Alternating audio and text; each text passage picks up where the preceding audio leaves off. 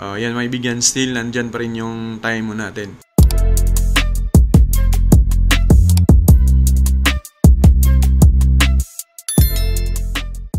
Mga kaibigan, magandang araw po sa ating lahat. Muli pong nagbabalik ang inyong lingkod, Hailey Comworks. Mga kaibigan, ngayon po sa araw na ito ay nakita ko po ang isa sa mga na nagko-comment ho sa atin pong mga video. So nakita ko po, ang tanong niya po doon ay paano daw natin ginawa na hindi ho siya nawawala ng time kapag nag-post ho tayo. Kasi yun po ang talagang problema ng Wi-Fi system mga kaibigan. So itatry natin, ipapakita ko po sa inyo yun pong ginawa natin.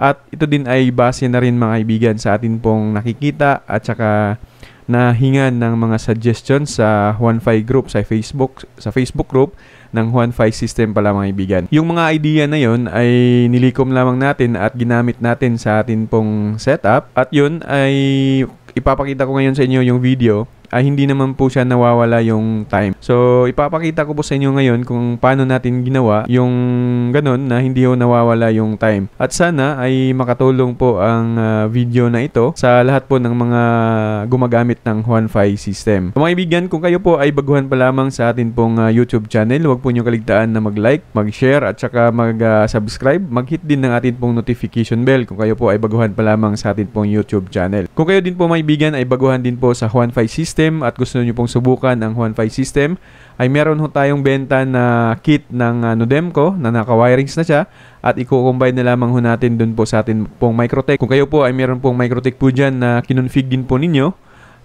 at ang kulang po ay kit, meron po tayong binibenta mga kaibigan. Yung link mga kaibigan nasa baba ho ng ating video or description ho natin. At saka meron po tayong mga link po dyan ng mga piece Wi-Fi parts kung saan tayo bumibili para hindi po tayo ma-scam mga kaibigan. Lahat po ng link na atin pong binaba po sa description ay legit po yan mga kaibigan. Kaya kung bibili ho kayo, dyan lamang po kayo bumili mga kaibigan. So ngayon, ipapakita ko po sa inyo kung ano yung ginawa ho natin kaya hindi ho nawawala yung time kapag nag-post ho tayo. Okay, so ito lang naman mga kaibigan ay tips lamang ho natin pero hindi po ito fix na talagang hindi lamang po ako magbibigay ng assurance mga kaibigan. Pero sana ay gumana din po sa inyo. Okay, so simulan na natin. Punta ho tayo dito sa atin pong Winbox. Unang gagawin natin mga kaibigan, punta ho tayo sa IP hotspot. Okay, so hotspot. Dito po sa hotspot mga kaibigan, click nyo po yan. Tapos screenshot nyo po ito para makita ho ninyo at saka ma-config din po ninyo na gaya ho nito. So, yung babaguhin nyo dyan, yan po mga kaibigan. So, gawin yung 1 day 0000, yan. So, kita nyo naman po. Sundan nyo lamang po yan. Tapos, yung addresses per MAC nya, gawin nyo pong 1 mga kaibigan. Click apply, then okay. So, yun po ang una natin gagawin mga kaibigan Pangalawa, punta ho tayo dito sa server profiles. So, dito sa default mga kaibigan, double click natin yan. Make sure na yung HTTP, CHAP, POP, cookie at saka MAC cookie at saka itong cookie, naka-check po yan lahat. Okay, so screenshot nyo po kung ano po ang na-check natin dyan para ma-apply din po ninyo sa inyo pong Microtech sa setup po ninyo. Click apply, then okay. Pagkatapos, ito pong sa baba nya, double click din po yan. So, ganun din po ang ating gagawin. Click lamang po yan, screenshot para ma-apply nyo po ninyo mga kaibigan sa inyo pong setup. Apply and okay. So, yun lang. Tapos na po tayo doon mga kaibigan So, ngayon pupunta ho tayo dito sa system. Tapos, punta ho tayo dito sa SNTP client. Ayan. So, dito po sa SNTP client mga kaibigan, screenshot nyo naman po. Ito po ay i-click nyo po ang enable. Ito po, i-click nyo po yan. Tapos, ito po, sundan nyo lamang po yung nilagay natin dyan na server. Tapos, itong pangalawa, sundan nyo din po, ilagay nyo po dyan. Tapos, click apply. Tapos, automatic po ang mga numerong yan na magpa-pop up po dyan, mga kaibigan.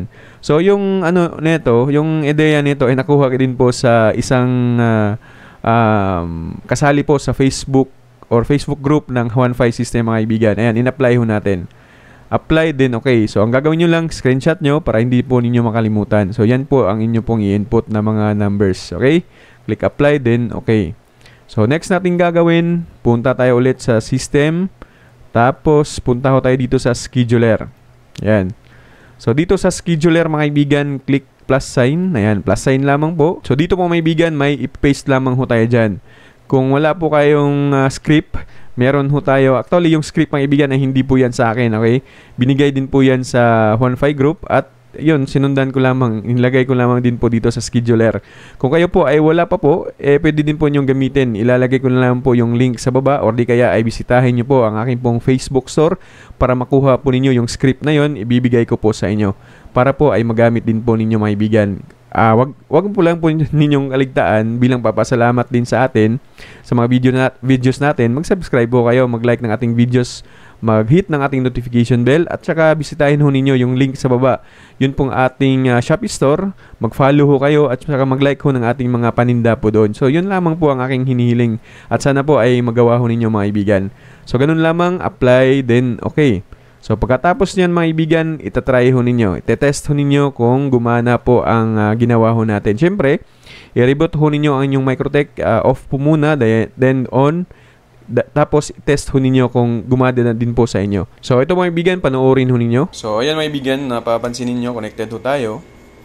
Meron ho tayong 2 days, 6 hours and 56 minutes.